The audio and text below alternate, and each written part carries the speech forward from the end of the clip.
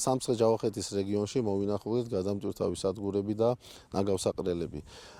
გარემო უსაფრთხოების მიზნით აღნიშნულ რეგიონში ნაგავსაყრელების მუშაობა მიმდინარეობს სრული დაცვით. შესაბამისად, ადგილობრივი თვითმმართველობასთან ერთად გეგმავთ ახალი ტერიტორიების მოძიება, სადაც განთავსდება ახალი თანამედროვე ტიპის ნარჩენების განთავსების ობიექტი, ხოლო ეტაპობრივად დაიხურება ძველი არსებული ნაგავსაყრელები.